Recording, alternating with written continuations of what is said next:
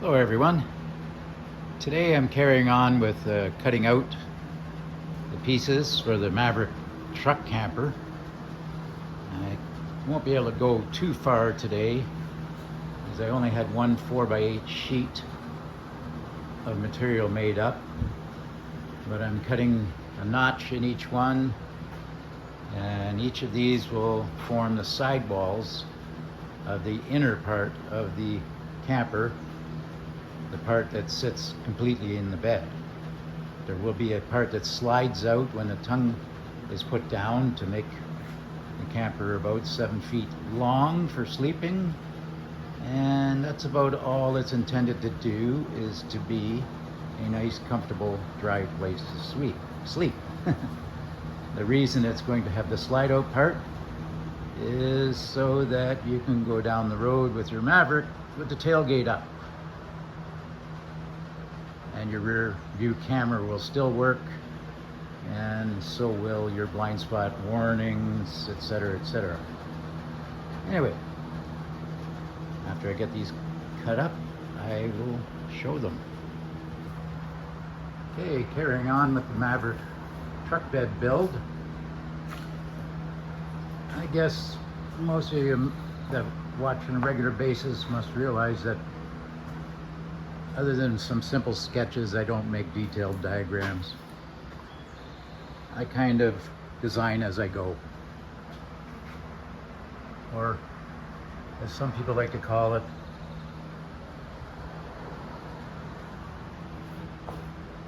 modeling in full scale. At any rate, this is the rough sidewalls. The wheel wells are going to be boxed in on both sides. And I have to cut out or make a piece 50.5 inches across and 8 feet long. And that'll be the piece that will form the front behind the window and the roof. The sharp edge here, I haven't decided yet whether I'm going to round it off, which would be a lot of work, or just simply cut it on an angle about a foot down and a foot back, which would be easy, but not as nice looking and not as aerodynamic. But that's something I don't have to decide right now. Okay, I'll see you on the next one. Hello everyone. Thought I would provide another update in the progress of the Maverick truck camper. You can see here, this piece of composite material has a couple of notches out of it.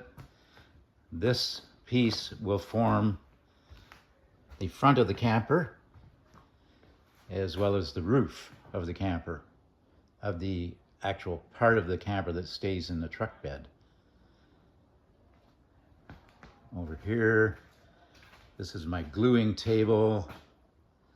It allows me to glue a piece of composite material the same width as the roll. This pylon came in 105 inch, I think it's, 105 inches across. And originally this roll was close to 50 feet long. And I've used quite a bit of it. Building this type of sandwich construction really does gobble up a lot of pylon material. Anyway, here's the initial shape of the box. You can see right here, all these pieces are just loose.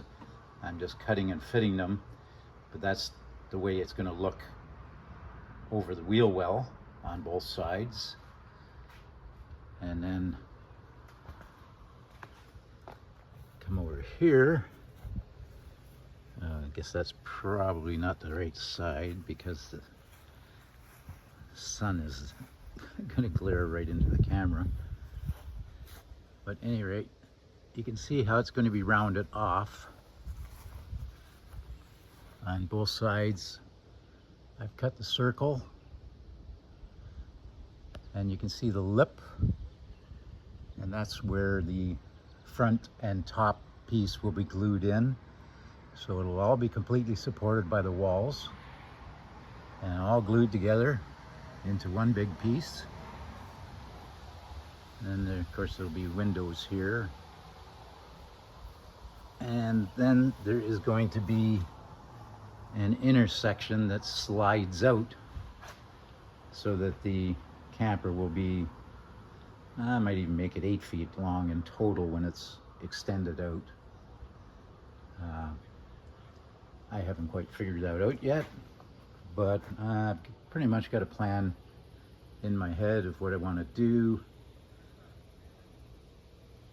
The inner piece is probably going to be the same width as the wheel wells, so it will slide out in between there.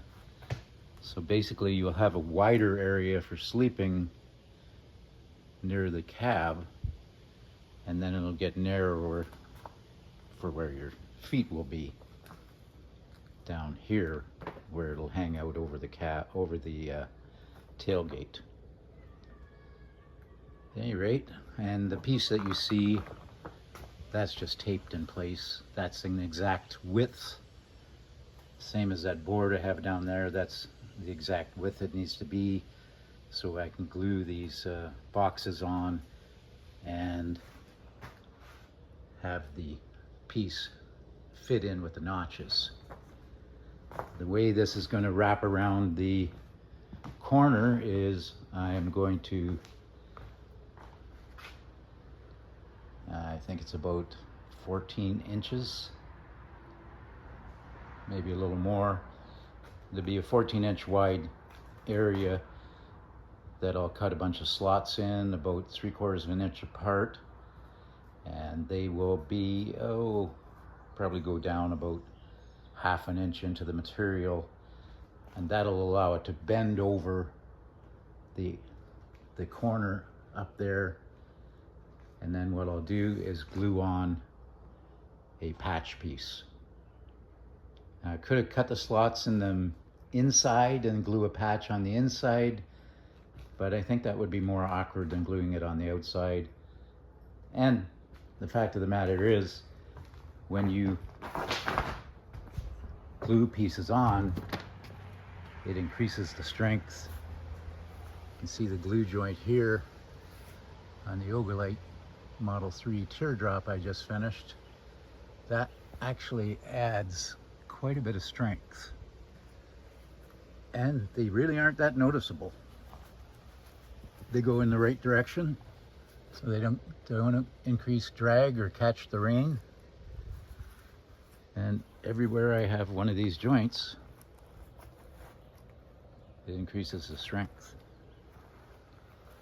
All right, that's it for now. I'm gonna put this together with the other video I've already made, and I'll try to get that published sometime this week. Thanks for watching, and thanks for subscribing. Bye.